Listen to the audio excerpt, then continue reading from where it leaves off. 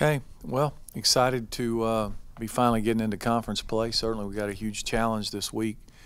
Going into Blacksburg, it's a tough place to play. Not very many people go in there and come out with a win. I think I saw where they're 9-1 in their last 10 conference openers there at home. Uh, you know, got a lot we need to work on, but we're still 3-0. I think there's 23 teams in the country that are 3-0. So. We're fortunate to be one of those and continue to work, try to get better, and excited to open conference play. The one thing you notice about Virginia Tech, they're really experienced on defense and really aggressive.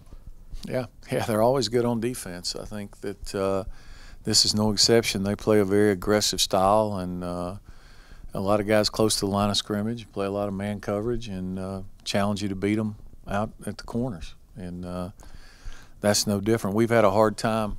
Last year we had a hard time, I think, holding on to the ball. We were our own worst enemy against them. So, we're anxious to have another shot at them. They've had our number the last couple of years. It's been some really close games. I think, from 2 years ago up there, overtime, which is a game we let get away. We scored to go up with about 40 seconds to go and let them put it into overtime. And then last year here where we really struggled with turnovers and didn't do very much offensively.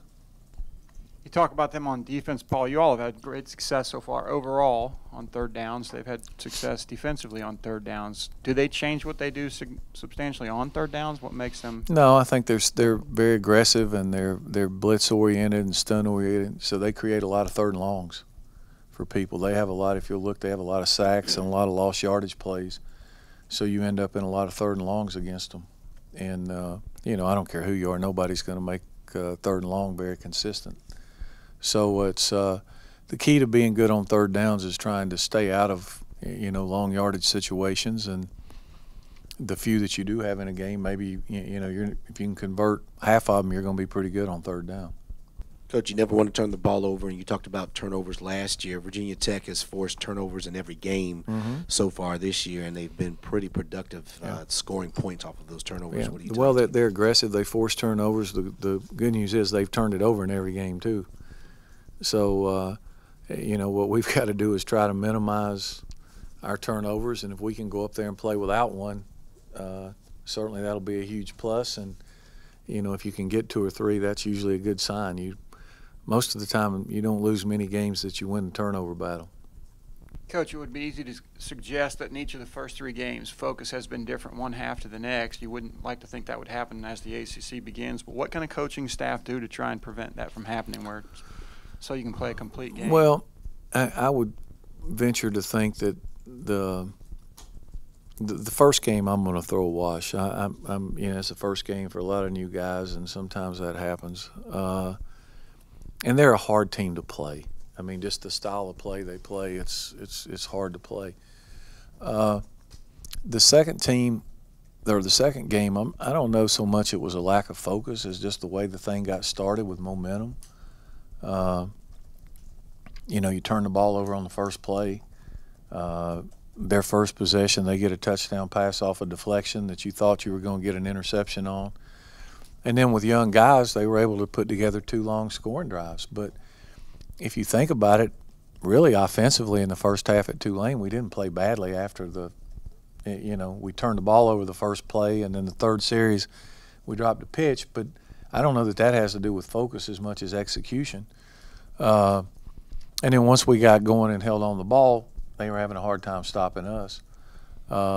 We played a little better on defense in the second half than the first half. The last game, you talk about it at halftime. You talk about it. You can't relax, and our guys came out. You think you got them stopped. You don't get them stopped. They get a penalty. They hit a big play. They go in and score. You come back, and like I said, the first play we probably don't run a real good route and make a bad throw. The second play, we have 2 guys miss their blocks. Third down, you can't make it, so you're 3 and out. Well, then they score again. So then you come back, you're driving the ball, get about midfield, you got a 3rd and 5 or whatever, and inexplicably the quarterback goes the wrong way. I mean, we got the guy what we want. Okay, so there's 3 series on offense you don't score. What people don't realize, had the ball 5 times. You know, it's not a game where, okay, if you miss your turn, then you get it back, and then they get it back, and then they were scoring. You have to give them some credit. Now, we gave up some huge plays, some of which were our fault. Some they made plays. They hit 2 nice throws deep. I mean, the guy dropped them in there, and the guy caught the ball. And in college, sometimes when momentum gets going, it's hard to get it stopped. The next time we get the ball, we're driving down, we get a penalty. You know, it's like, well, that's major when you can't miss a turn. And so it was just one of those things. I think that the guys relaxed. The thing that was disappointing to me was the mistakes we made in the second half. I mean,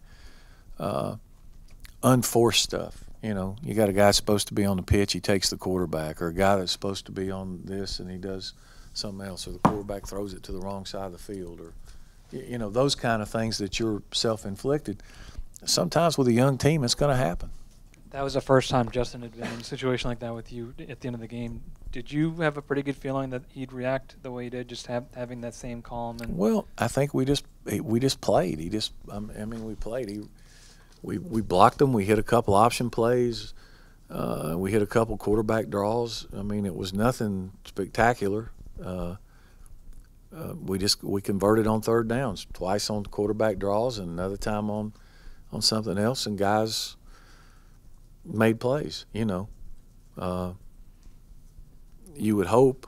I can't remember. I think it was in the first half. They all, you know. Now I've got Virginia Tech on my mind, but he'd been. We really wasn't in a 1-minute situation. We had time. We had 3 timeouts in 4 minutes. We had plenty of time. It wasn't a rush job, and you really didn't want to score quick. The last thing I wanted to do was score in a minute and give them the ball back. So now we would have taken it had we broke, but it worked out great, you know, the way it worked out. I guess I was getting it, but as far as like Justin, like the moment or the stage not being too big for him, I don't think he's not natured at all that way. You know, if he does, he keeps it pretty much to himself. He don't get real excited or he don't get real down. We had to talk after the Tulane game when he got off to a bad start. He got his dauber in the mud a little bit. And at quarterback, you can't do that because people look at your body language and they play off you. And he's pretty good at being cool, and yeah, it's going to be another test for him. You know, he's going to be conference game on the road, hard place to play. Defense is coming real aggressive. This will be a huge test for him. I think he's excited to have the chance to go against it. regarding Justin again, I think I hear a lot, and you certainly see that he's a quiet guy. And I hear also that he leads by example. I'm curious, how do you see guys following him? What makes them, you think? You know how guys follow anybody? Because they believe that they're going to help them achieve their goals. That's the only reason anybody follows anybody. You know, if it feels like that, hey, I can count on this guy and he's got my back and he's going to help me get to where I want to go. So I'm going to sell out and I'm going to do everything I can to help him because he's doing that for me. And that's what happens, I think. That's the best leaders are those guys. The guys who do all the talking. You know, you can do all the talking you want, but if I'm playing and I turn the film on and I see you lollygagging and you ain't busting your butt, don't talk to me. I might not say anything, but I'm tuning you out. You know what I'm saying? Because you're talking the talk, but you ain't walking the walk. I want to see if it's on third down and short, if you're willing to put your head down and go in there when I'm blooding myself up trying to block the guy. You know, or if you're going to lay down on me. If you're going to lay down, I ain't so sure I want to strain myself to help you, you know. So I think it comes from that. And guys, like, I don't care what you're playing. It could be Jack Rocks. You want to be on a team with guys that are competitive, that you can count on, that you know it matters. And if you're a competitive guy and you want to win,